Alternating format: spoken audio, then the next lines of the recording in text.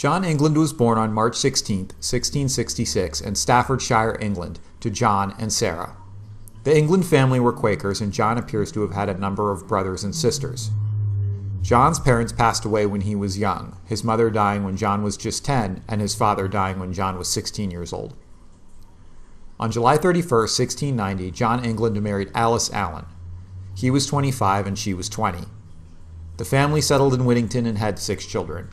It is likely that John England would have worked as an ironmaster during this time. Unfortunately, I couldn't find much else on his early life. In January 1723, when John was 58 years old, him and his wife came to America. At this time, John's children would have been adults, and they chose not to come with their parents here. It is unclear why John chose to make such a drastic change so late in life. However, it appears as though that John got an offer to be part of the Principio furnace in Maryland, and he saw this as a very lucrative opportunity. Principio furnace was started in 1719 by Joseph Farmer in Cecil County, Maryland. Soon John England was contacted to be an ironmaster there. At the time, iron ore was being mined by Sir William Keith on Iron Hill just 12 miles away. However, it needed to be processed from iron ore into iron. To do this, a bloomery would have been established. Inside the bloomery, heat would be applied to the iron ore by smoldering charcoal. Once the iron ore was heated, it was hit to remove all the impurities to make what is called wrought iron. About 4 tons of iron ore would yield 1 ton of wrought iron, and that was then used to make weapons, pots, nails, and other items. The iron ore would be taken off of Iron Hill and from other areas, shipped down to Principio furnace, and processed into iron. Once John England arrived in Philadelphia in January 1723, he headed south to Cecil County and established a residence in East Nottingham, Maryland, today known as Rising Sun. 1723 was a busy year for John England. He had some successes but also faced hardships and tragedy. There is a record of John and his wife being accepted at the Friends Meeting House in East Nottingham in July 1723. The meeting house still stands to this day near present-day Rising Sun, Maryland. A portion of it actually dates to the time when John England was here.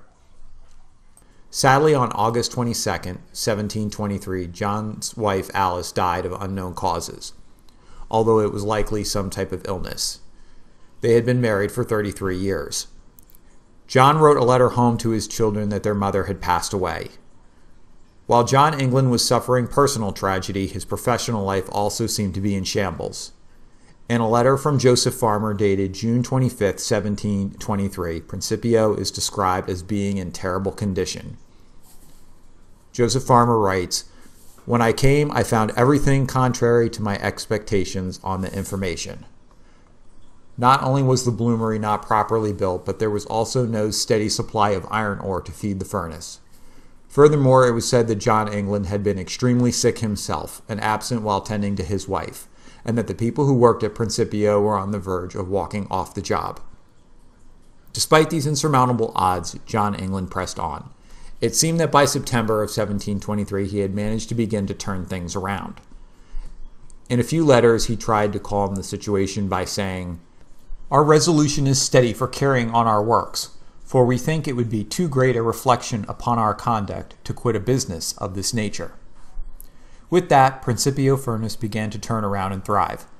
Soon the company expanded to Virginia by setting up a furnace called Accokeek.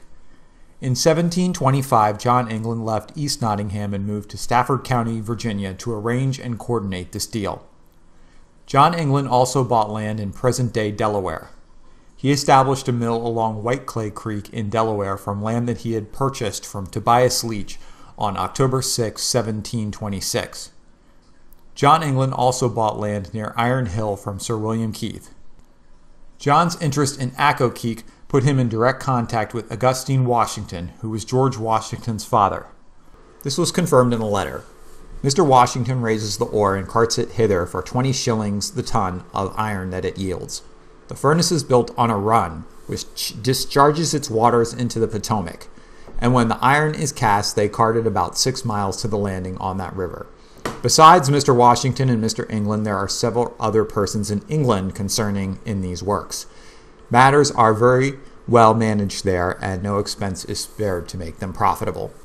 John England would also remarry on February 3, 1727, to Margaret Birkhead. It would appear that John England moved to Anne Arundel County soon after his marriage, where he lived for the rest of his life. In 1730, John England would draw up his will, leaving most of his property to his children. John England died in May 1734 in Anne Arundel County, Maryland. The property that John England owned on White Clay Creek in Delaware was eventually sold to John England's brother Joseph England, who built a house on the site in 1747. The land near Iron Hill was sold to Thomas Couch in 1746, who built a house on the land in 1760.